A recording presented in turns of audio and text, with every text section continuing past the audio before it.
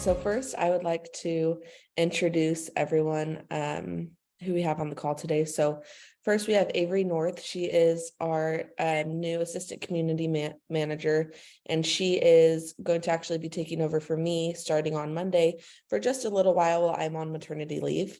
So she's on the call with us. And then, of course, we have Matthew Lee, who's going to be giving our class today, and he is very excited to be here, and I'll give a little bit of bio on him in just a few minutes in some introductory remarks, but we're looking forward to this class today. So I just want to mention really quick that CONNECTpreneur does have two upcoming events. So we have the February 23rd virtual event, which is going to be online on Zoom, and we have the March 9th in-person event at Johns Hopkins University. So Avery will post both those links in the chat to register for those if you're interested. Okay, so a little bit about the class. So there's going to be a 30-minute presentation by Matthew, and that's going to be followed by Q&A. So you can feel free to ask your questions in the chat during the presentation, and then I'll moderate the Q&A afterwards. Or if you'd rather, you can wait and unmute and ask your question after the presentation is done. So just a brief bio on Matthew. After graduating from Virginia Tech, Matthew began his career designing optical data links for ground-based radar and circuits that serviced training devices at the Army Research Laboratory in Maryland. As an electronics engineer, Matthew managed custom hybrid products in the Patriot missile system and that were used during Operation Desert Storm. Intent on utilizing his federal experience, Matthew founded FastTech in 1990 and is acting as president and CEO. FastTech is based in Maryland and offers a wide range of services, including custom application and database design, network engineering and desktop support, web technologies, digital audiovisual technologies, product management, facilities management, and cybersecurity. So with that, I would like to turn the time over to Matthew for the masterclass. And like I said, feel free to ask your questions in the chat, or you can private message me and we'll get started. So Matthew, I'll turn the time over to you. Great. Thank you, Skylar. Good morning, everybody. My name is Matthew Lee, and I want to special thanks to Tian Wang, who is the president and CEO of CONNECTpreneur. And also I want to thanks to Skylar and Avery to coordinate all this masterclass for me. So this is, pleasure and honor to speak to you all. And I just want to share my experience and my 33 years of the government contracting experience and know-how with you. So, like Skylar, mentioning about my bio. So as you see, you can actually, realize I have a heavy accent because I came when I was 19 years old from South Korea. So I have two sons, they are 31 and 28 years old. They always make fun of me still every time I speak because of my heavy accent. The reason I pointed out is, I went back to high school in 1984 because I came 1982 December. So actually 2 months ago was my 40 years of immigrant anniversary. So, as an immigrant from South Korea, and I was very lucky, fortunate, going through this education and got a job at the Army Research Lab right after I graduated, and then immediately I kind of started my own company in 1990. So and also you see that I also wrote the book in Korean. If you see that Korean, because so many Korean American ask me about how to do business with the U.S. government. So I wrote the book in Korean about 10 years ago. This is the book. But if there's some Korean who can read the Korean, so you can actually purchase at the Kobe Government Contracting Alliance website. But I am thinking about writing in English version because so many people are asking about it. So, but it's going to take some time. But so anyway, so if you see my that I'm sure that that CONNECTpreneur will share my PowerPoint or sort of the YouTube, so you can see the detail about, about my background. So what I'm trying to say is, who came here as a 19 years old and who has a language barrier, who has a cultural barrier, and somewhat overcome, but I'm still, still have a heavy accent, but somewhat I'm very successful in government contracting. So all of the members here, we have a couple hundred people signed up, and everybody can be able to success in the government contracting business. Whether you are white American or whether you are minority owned small business, we all can work together. I know some of white American cannot be qualified as a SBA 8A program, but you can always work with that minority owned who is a U.S. citizen, own more than a 51%. You can always do a partnership. You can always have a business-to-business partnership. So we will talk more detail about through my PowerPoint. So let's talk about how big is the U.S. federal spending and contracting. As you know, that U.S. federal government is one of the largest customer buyer in the world. So every country, they want to try to go after the federal contracting because there's no such amount like a $600 billion market. And this is only U.S. government market is the largest one. As you know, federal is $600 billion, and also state local. We have a 50 state, and then all those local government is also another $600 billion. But that is about same amount of money, but you have to go after each state because the 50 state is all different rules and regulation and terms and conditions. But if you deal with the U.S. federal government, one FAR is called Federal Acquisition Regulation. And then the Defense Department has a DFAR, which is very similar. FAR and DFAR is very similar. With the one, acquisition regulation, you can go after the $600 billion market. So if you see that, and also each agency has all report card, they have to submit it to Congress. So each agency has how much total contract amount, and then based on the total contract amount, they have to meet the small business goal. So, and then within the small business goal, there is a sub goal. Whether if you are veteran-owned small business, or you are service disabled veteran-owned small business, or you are small disadvantaged business, you are woman-owned small business, you are husband small business. So you all have that each has a sub goal, and most of this, when you look at the report card, most of the agency meet and exceed the goal.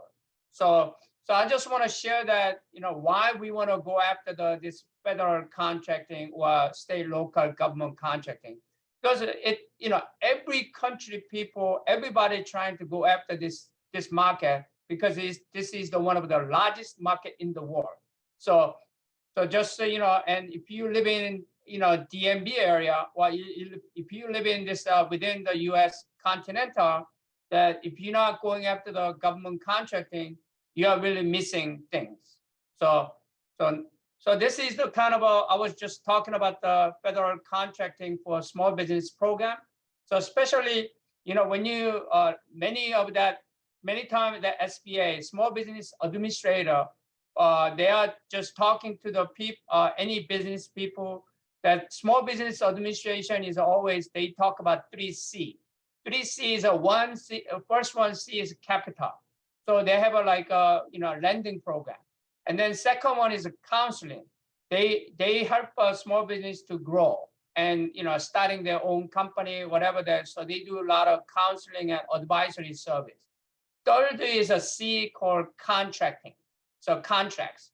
So that's the most important for us who wants to do business with the U.S. government. So that SBA makes sure that they giving this much of a 23% of small business goal, and every small business is not only the prime contracting goal, they have a subcontracting goal. So each category, you can see the hub zone. Hub zone is the kind of they always not meeting the goal. They have a 3% set. Hub zone is stand for historically underutilization business zone. So if you go to the hubzone.gov, your home address, your office address, you want to make sure your office and your home is belong to hub zone area. Then then you can actually apply for the hub zone certification.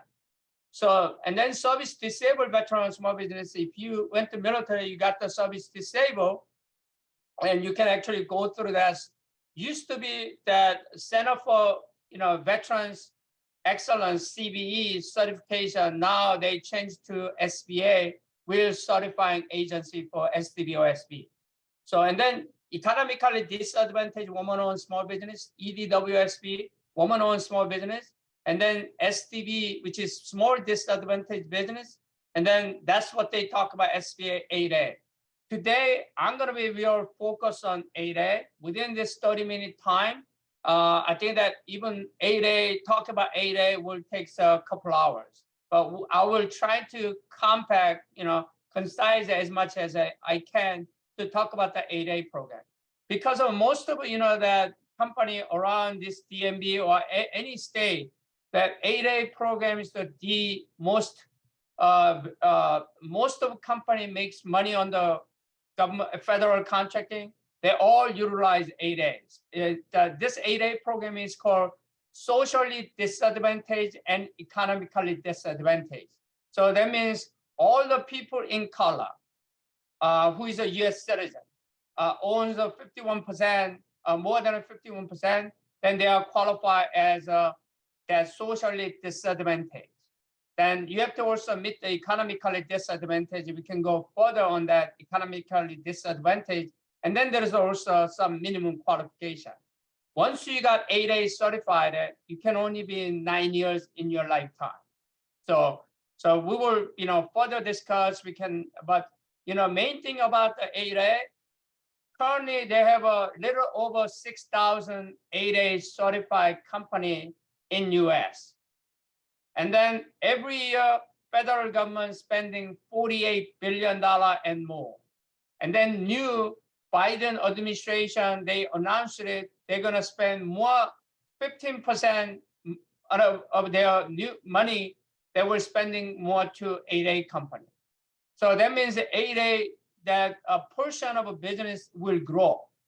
And the only reason they have only slightly over 6,000, because there is a minimum qualification. You must be in business for minimum 2 years.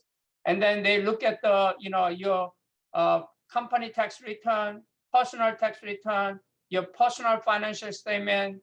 They have a very extensive, very deep background check. So if you have any credit problem, you have any criminal problem in the past, sometimes it's going to be you will get rejecting on the 8A certification. So, and then funny thing is they mentioning about the minimum qualification as a good moral character. So that means you have to be a good person. So I don't know how they, identify as a good person, but that good person is looked at as your 3-year tax return, 3-year your personal tax return and personal financial statement and their background check, because they wanna giving this 8A certification only that company who can be successful in federal contracting business. The reason all these processes are free, so they don't charge anything. Like some of the immigrant who wants to get a citizenship, you have to pay USCIS certain amount of money to become a US citizenship. But all this SBA, 8A doing business is all free services. So the reason they providing this kind of special program, because they want you to grow so fast or grow well. So you creating a job and you developing the economy. So when you're creating a job, all the people is gonna pay tax. And then also when you do the economic development, it will help the, our US, and also, paying so much taxes. That's why that SBA or federal government continuously supporting this small business program. Because based on their statistic, when they're helping small business, or when they're helping this small disadvantaged business, all this, that category, when they're giving them a special or benefit, and they are creating jobs and economic development. And then from the federal government point of view, that return on investment was so great. So that's why they keep doing this small business program. So, and next line is, I know it's some of them mixed up with some of the Korean word, but in the, I want you to understand contract vehicle. A lot of federal government, especially contracting officer or procurement officer, they don't want to do, same procurement over and over again. Every time they need to buy, millions of, pen, and they have to, they don't want to go through that bidding process every time. So they created this contract vehicle. One of the special is called GWAC, Government-Wide Acquisition Contract Vehicle, is a GSA.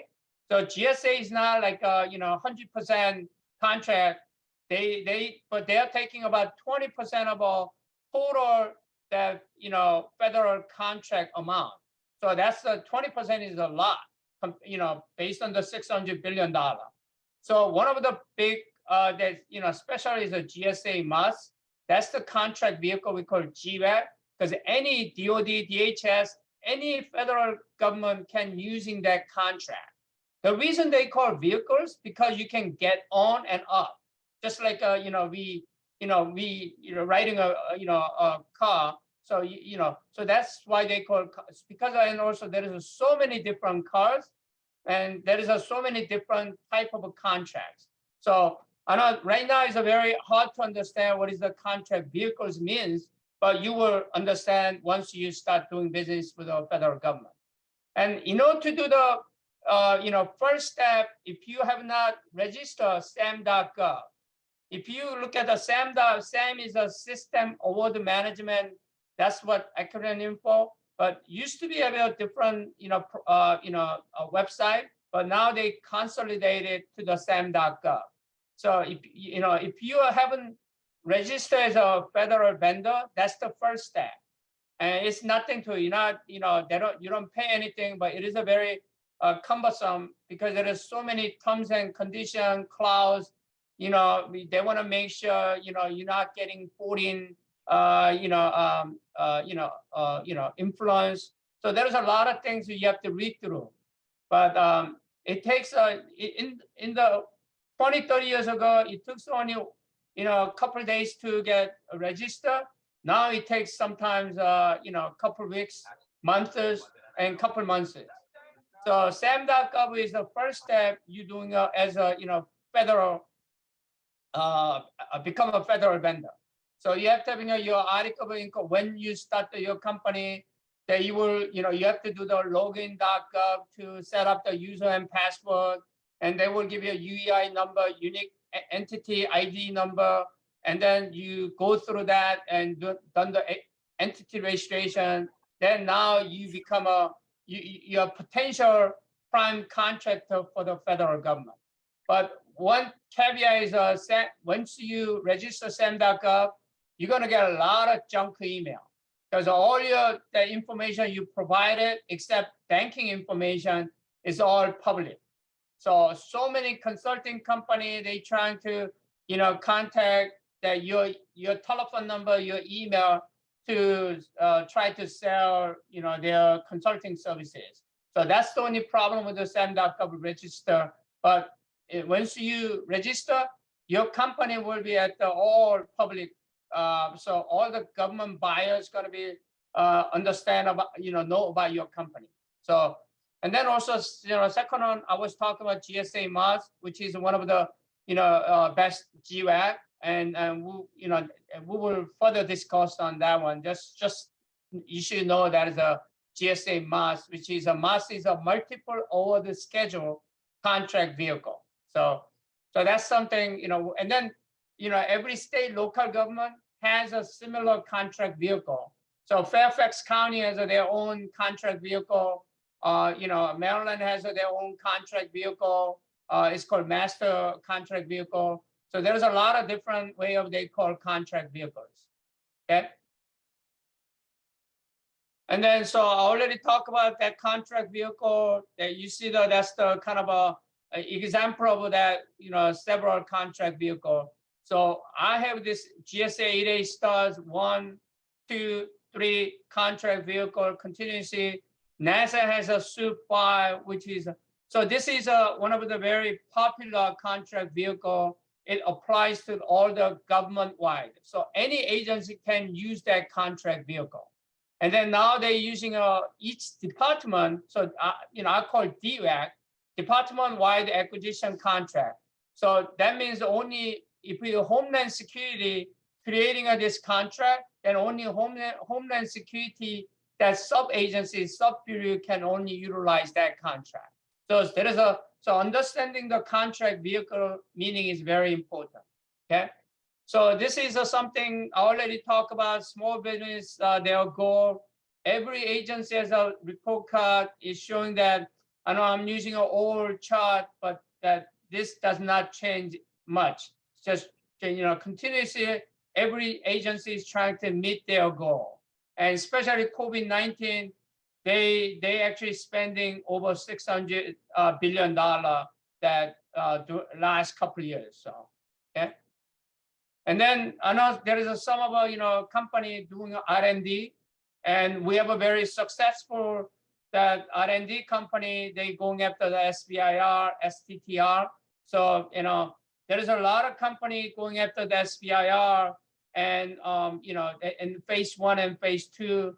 So you can actually kind of Google it, and there is so many information out there about the SBIR, STTR. If you live in Maryland, and Maryland has it's called TEDCO, which is a Maryland Technology Development Corporation, they're actually helping a lot of startup company or some of the technology company to participating on the SBIR and STTR program. So this is a kind of a process of a SBIR and STTR. You have to do the phase 1 concept development. Phase 2 prototype development, phase 3 is the commercialization. So this is our typical application process. And then that's some of the participating partnership program award is on the SBIR, STTR. So, if you are doing a SBIR, STTR, you can always contact, CONNECTpreneur, or at the end of this presentation, I will be providing my email, and I can always guide you. And there is so many that agencies also here to helping that all the small business to be successful in the federal government or state local government contracting. So, not only I have several company, our own profit company, and also creating a lot of joint venture. So because of I graduated from 8A program long time ago, and if I want to continuously participating in 8A program, I need to creating an 8A joint venture or creating a mental proteger program with another new 8A company so we can continuously participating. So my nonprofit organization, Kobe Government Contracting Alliance, so we kind of, how can we kind of work together to utilizing all the existing resource and existing infrastructure of our Kobe members. So we win together, we share together. So and then this U.S. International Development Center was created. I'm the founder about 9 years ago. I want to be able to helping international company to come to U.S. and doing a soft landing. Also, they can go after the state, local government, and federal government contracting. Okay. So this is like a federal is very interesting in procure innovative technology and services. So I don't want to go through everything. They're looking for a lot of innovative technologies or innovative way of doing procurement process. Okay. So I know there's a rule. I kind of draw the number rule 1 through rule 13. So when you receive this PowerPoint, you will be able to understand that. Okay. And then this is also OTA. When you have this is a part of another process of a contract. So I want you to kind of read and, knowing about this. This is something, another way of participating also federal contracting. It's like not only GSA initiated, all other agencies doing OTA process. So again, this is a GSA launch, is a pilot program about the Innovation Resource Center, because they wanna helping a lot of new technology startup, and in the, because of, we tended to be a lot of times of federal government, they want already company who already has a proof of concept. A lot of times, like when we sick, when we want to get a surgery, you don't want to go to the some doctor who just graduated from medical school. You want to having some doctor with not only the MD, and they want to have at least 3-5 years of experience. So a lot of times government is looking for 3 past performances within 3 to 5 years. They don't, if you had an experience 20 years ago, it's not really qualified. They look at the, within 3 to 5 years, they want the 3 references, 3 past performance. That if you don't have that, really hard to win the contract. But if you get 8A certification, they really kind of are giving like a special treatment. So we will, I guess, I will a little bit talk about that later on, about the more on the 8A side of it. So this is I'm creating a COVID diversity partner network, and then we kind of all those small business programs, so we can kind of work together. Again, we have over 120 people right now listening to this.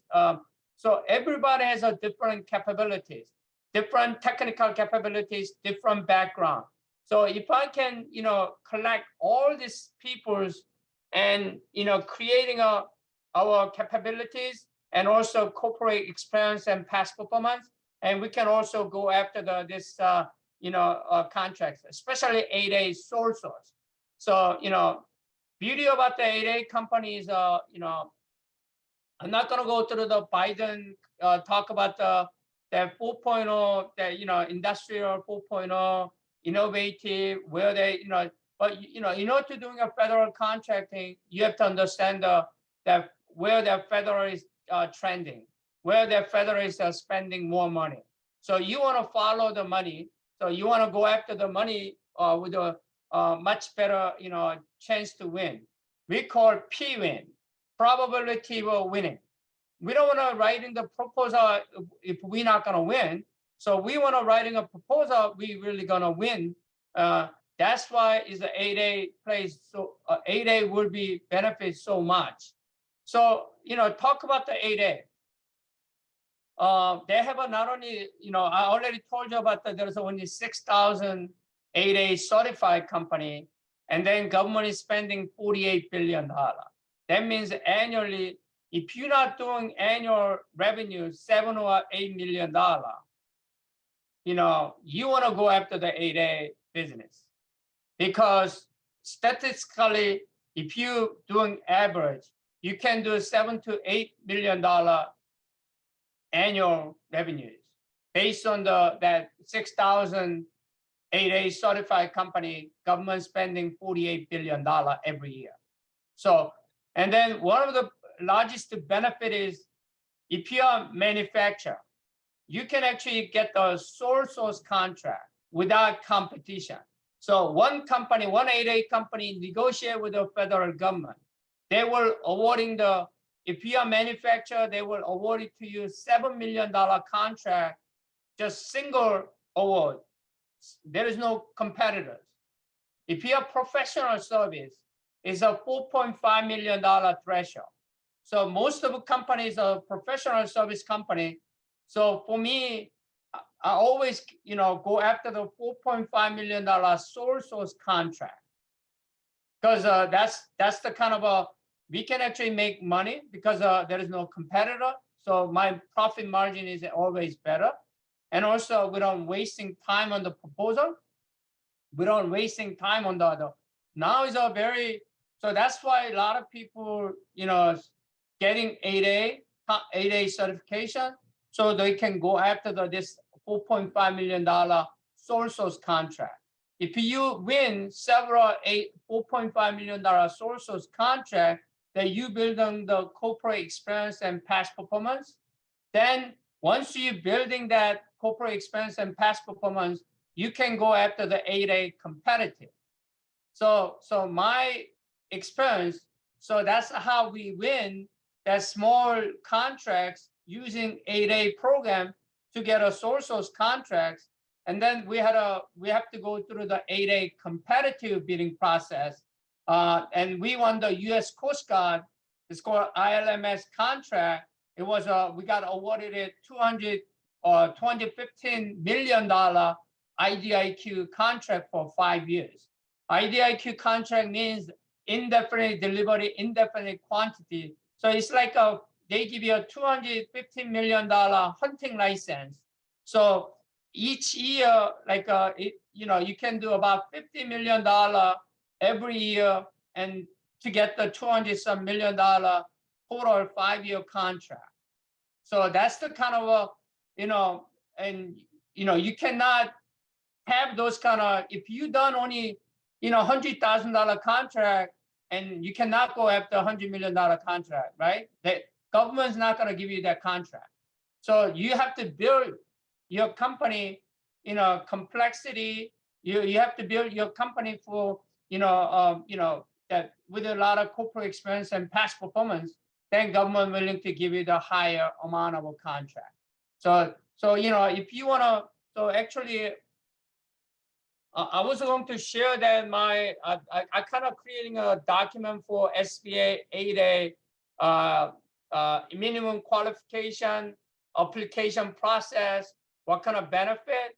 It's a Word document, but I think timing wise, I don't think I could be able to do that. And I will, if people send me so Skylar and Avery, if you don't mind to share my email on the chat.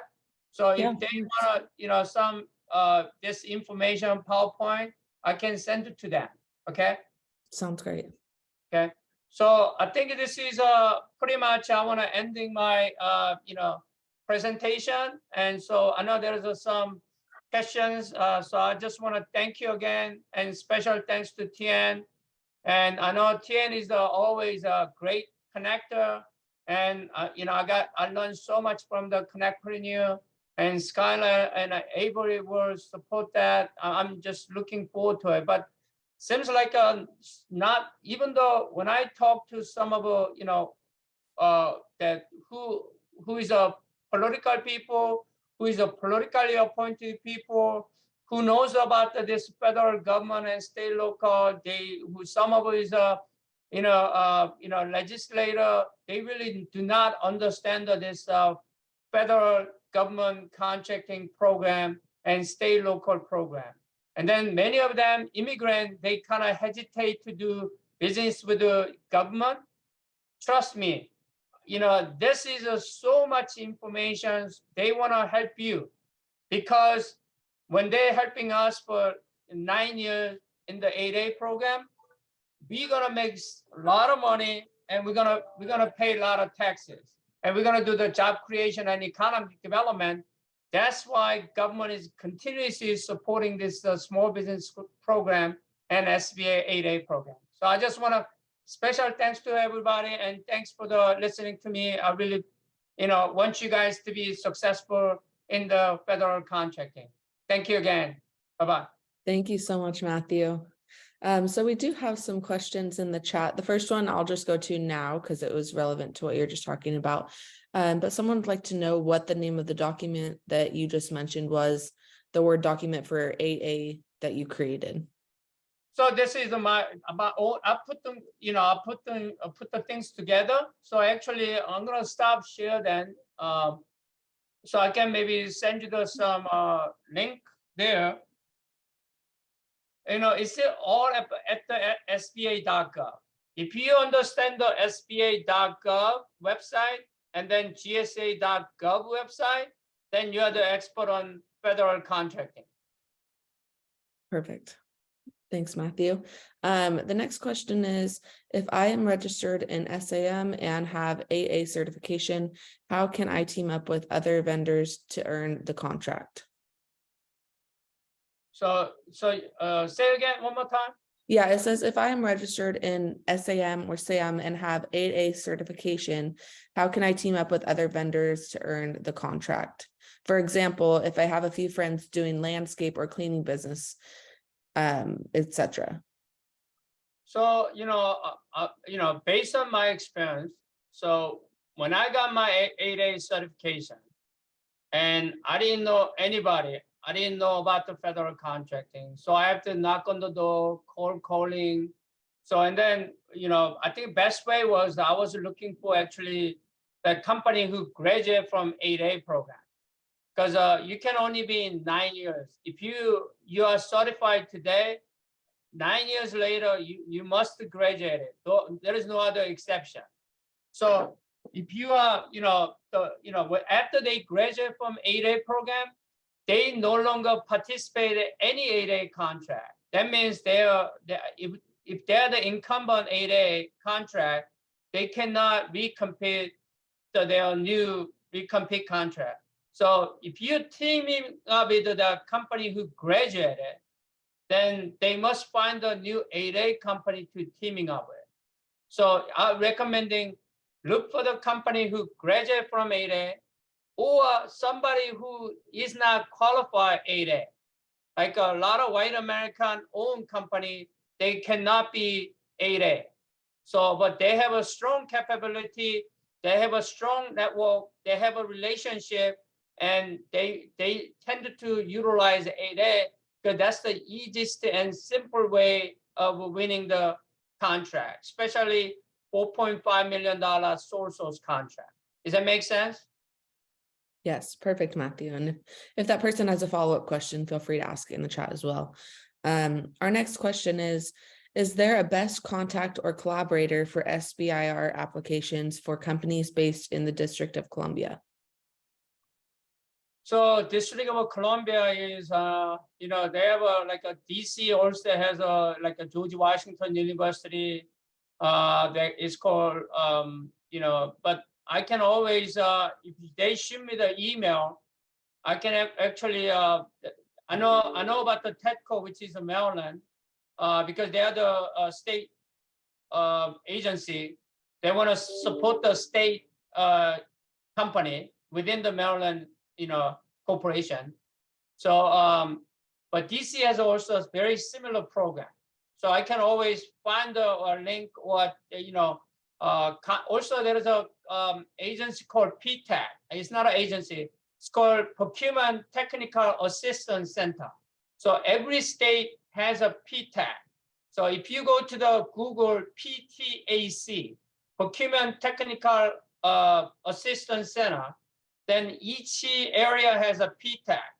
PTAC is the one helping all the people. They're getting actually contract amount from DLA, Defense Logistic Agency.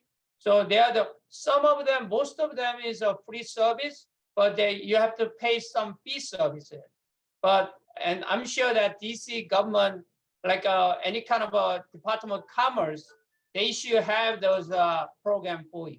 If they're not, they just shoot me an email and I guide you. Perfect. And I did put Matthew's email in the chat, so everyone should see that. Our next question is, usually how long will it take from the beginning of SAM registration to obtaining of contract work? SBA contract, you said? SAM. So how long will it take from the start of the SAM registration to obtaining the contract work? Oh, that's something. SAM is only just like you are registered as a vendor, okay? But I'm highly recommending, you cannot be a prime contractor right away.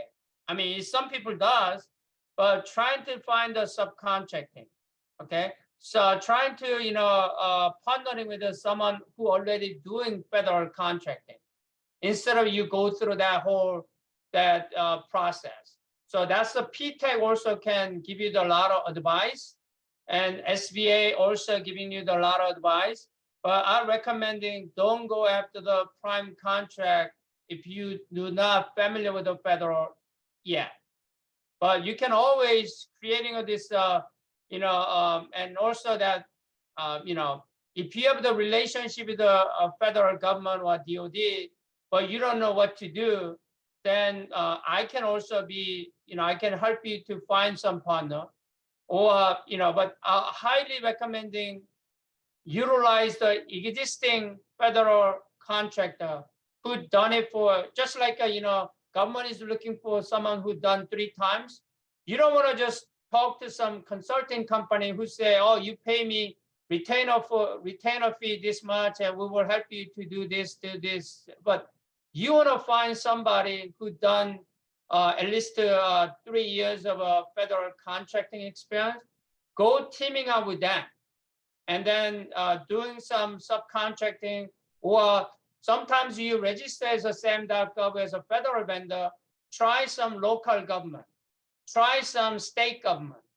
So try to stay with within your geographical area. So that way you got some experience, then you can go after the bigger and larger one. Correct. Thanks, Matthew. For a competitive procurement, how much should we be prepared to spend for a proposal compared to the contract value?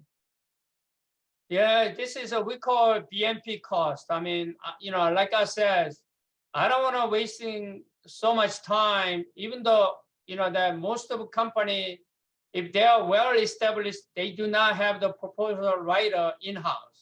They, in the beginning, I did a proposal writing, outsource, because as a needed basis. And having one real strong proposal writer in-house, you have to pay very, high amount of money if that she or he is so good. Otherwise, proposal writing is going to be costing so much. That's why I kind of mentioning you want to teaming up with a company, so that way you can share the burden of that proposal cost. So, and then also that if you are doing a competitive processing proposal, it's going to be cost you a lot, money, time, whatever.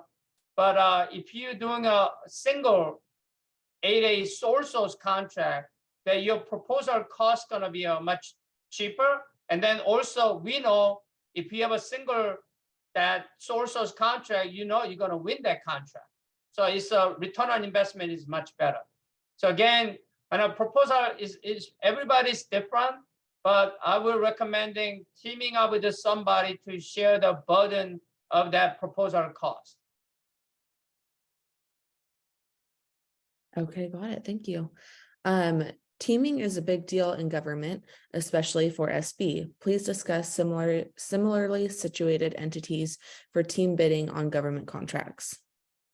So it's a teaming. I know a lot of times when you say teaming, but there's from the federal government, they only recognize the company who is SAM registered. That means that someone has to be a prime and someone has to be a subcontractor. Okay. So you got to choose who's going to be a most highly qualified prime contractor as a winner. So you will be a subcontractor. So that's the prime sub relationship. And the other one is creating a joint venture. So people creating a joint venture is because of they want one company owns, let's say 51%, the other company owns the 49% of that joint venture. That each 2 companies of past performance and corporate experience can be combined. Okay, so they can actually, so joint venture is the benefit of a joint venture is, so it's called, there is a populated JV and unpopulated JV. Populated JV means JV has some employee, but unpopulated JV is no employee.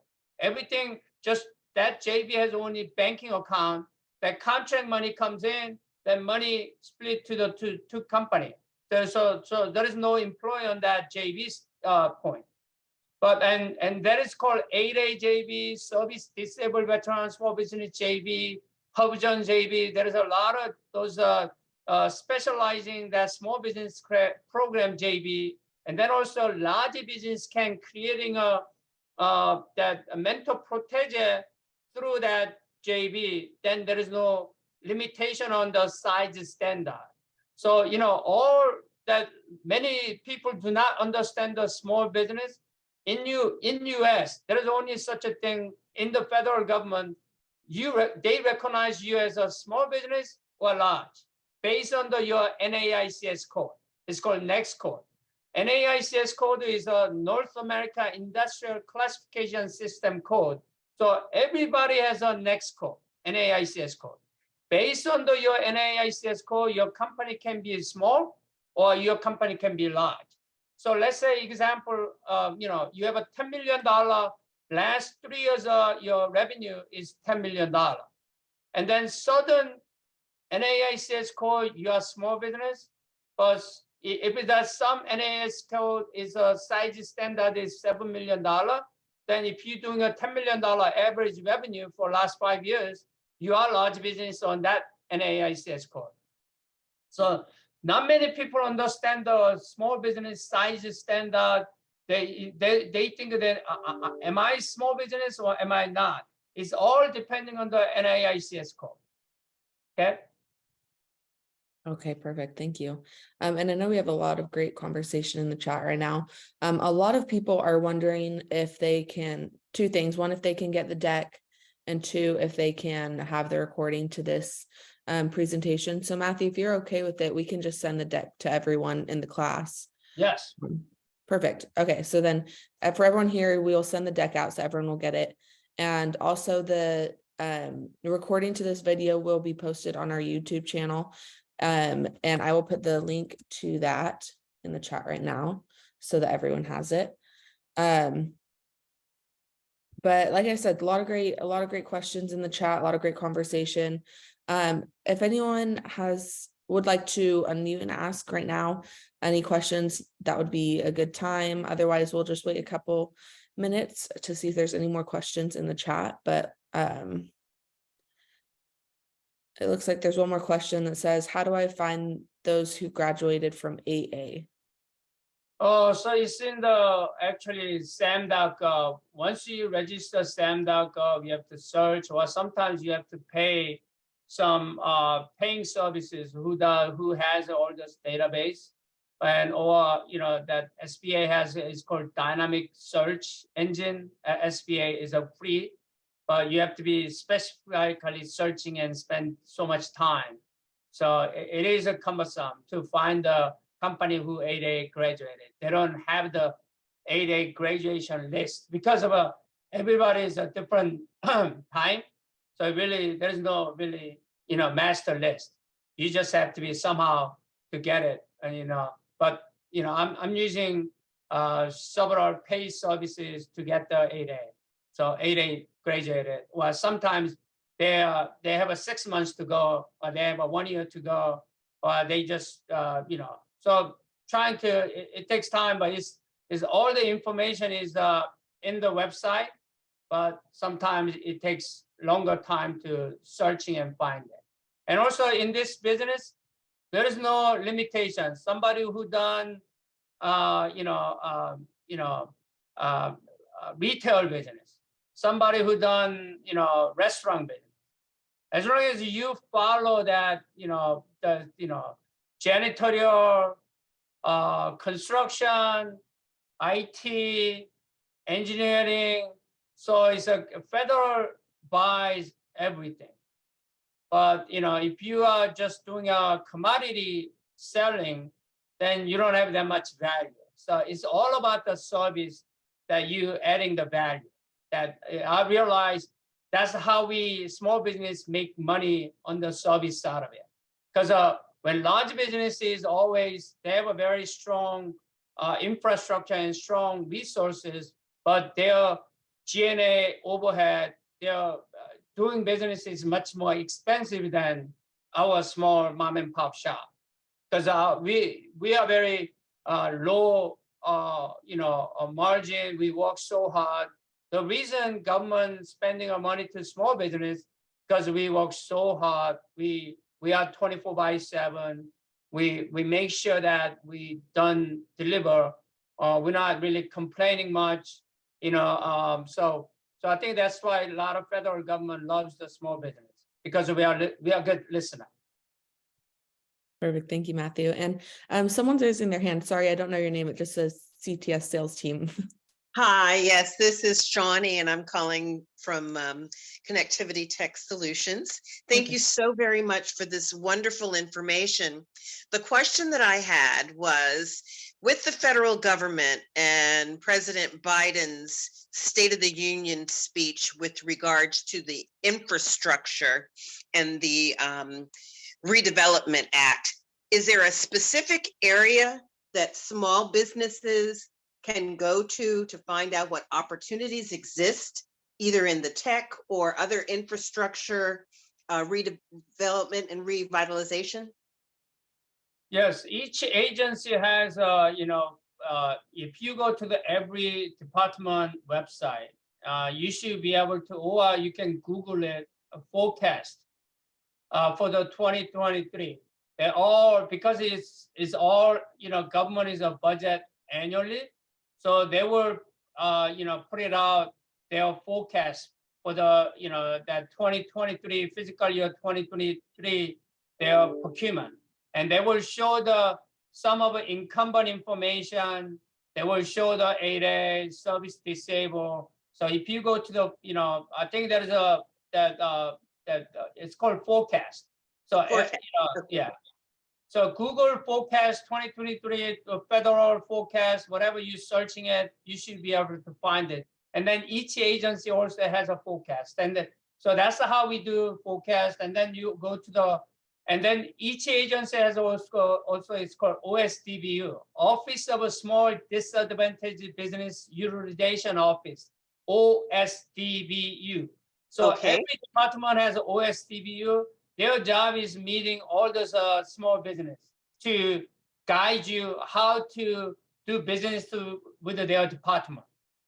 Oh, wonderful. Well, thank you so much. Yep, OSDB is they must, if they email them, they have to respond to you by the law. Oh, wonderful. Well, thank you so much for that information. Okay, you're welcome. And then PTAC, don't forget the PTAC. Yes, I've already done my little search as you were telling me. So I'm going to do the final one for this new infrastructure, because it's several $1 trillion. And he made it sound like it's something that's available right now. Yep, absolutely. Perfect. Thanks. Our next question says, is there a key person a vendor needs to convince on the buyer side to make a sale, such as a program officer? Yeah, I mean, in the government, there's a, kind of a two function, which is a PMO, project management office, who gets to find the fund and then who creating a project. And then the other part is a contracting officer. We call KO, in the DoD, they call KO, even though it's letter C, contracting office or acquisition office. So, PMO, when they find the project, they have to send in a RAC, request for acquisition, to contracting officer. And then contracting officer has to follow the FAR, Federal Acquisition Regulation, to creating an acquisition strategy. And then they go through all those acquisition process. And then if you want to get awarded, that contracting officer has to be signed the document, SF 1449 or something. So a lot of times a project, large business people, or somebody who is very technical savvy, they talk to PMO, project management office, to sell your capability. So when project management office likes your technical capabilities, they even sometimes ask you to helping to creating a RFP document, like we call SOW, statement of work, or PWS, performance work statement. If you help the PWS or SOW to project management office people, most of the time you are guaranteed to win that contract. But sometimes because of PMO office put that requisition of request for acquisition to contracting officer decide to giving to 8A company. because it's much easier and simplify their acquisition process. Then somebody that help the PMO, they sometimes come to a company to teaming up with. So of course, creating a relationship with the project management office is very important. So you can be more like you are doing a proactive approach. It's really, I mean, federal government is very fair and reasonable, and they are just, everything is a transparent and open. But a lot of times they already decide who's gonna be with a winner. So rest of them will be a fall guy. But it's all within the legal boundary. Because a lot of times if you see the SAMDOC, they give you only 2 weeks to respond. And if you just find out this opportunity, there is no way you can respond within 2 weeks. There is no way even you can respond within a month if it's a big project. So that means they already talked to somebody before they put it out to bid. So jokingly, we always, they already have somebody made a decision, and they just, as a formality, they put it out to bid. So if you can be that position, then you have a much better winning chance. Okay, perfect. Thanks, Matthew. And it looks like we have 2 more questions, which is probably about what we'll have time for. The next one is, what is the typical margins on these contracts? Oh, say again, I'm sorry. What is the typical margins on these contracts? So based on my experience, when 20-some years ago, sometimes I made especially 8A contract, I used to make 20% or higher. Now it's about 10%, or even sometimes if it's a commodity product, it's single-digit margin. If it's a professional service, then maybe you can make the double-digit margin. So if I was 8A, if you can do $8 million annual revenue, I think you can make 10 to 15% margin, and that's what I mean. That's based on my personal experience. Okay, great. And then I'll ask this last question, and then if anyone has any questions after that, we can stay on for a few minutes. But it says, how do small businesses show staffing surge capacity when bidding on contracts, and how can we get staffing on short notice? I know that same thing. I'm even though 32 years of experience, I'm still having problem every day in recruiting. So we using a Jeep Recruiter, LinkedIn, whatever that, there's a, staffing and recruiting, company out there. And sometimes, we also compete with the staff recruiting company, because those are staff and recruiting company also, they are small business, so they can actually go after themselves. So, so they, it is tough, but, it just have to be, you have to have a lot of network. You have to have a good partner who can actually supply staffing and recruiting program, and or using, you have to be, you have to pay service, a lot of Jeep Recruiter or Indeed, or, there is so many programs, but you all have to pay for it. So, but after you pay, and then you got some resume, you put the, bid together, and then you're not winning, you pay for it. So that's the kind of a, the cost of doing business. So you have to be, that's why I keep saying that you need to do the partnership. If you do the partnership with a staffing and recruiting company, then they probably not going to charge you, because after you win, you're going to share the pot. So if you're doing a teaming and partnership, it will save your cost. Okay. Perfect. Thank you, Matthew. And I know we're at about time right now, so we can end it for those that need to hop off. But Matthew, thank you so much for a wonderful class today. And I know that I sure learned a lot, and I'm sure everyone else did. And I can put his email in the chat one more time for anyone who wanted to email him. But like I said, we'll make sure that everyone gets the deck, and the recording to this class will be posted on our YouTube channel, which I'll post the link for that one more time as well. But Matthew, thank you so much. Really appreciate it. And it was a really great class today. Yep. Everybody become a millionaire with the federal contracting. All right. Thank you. Bye-bye. Thanks, everyone.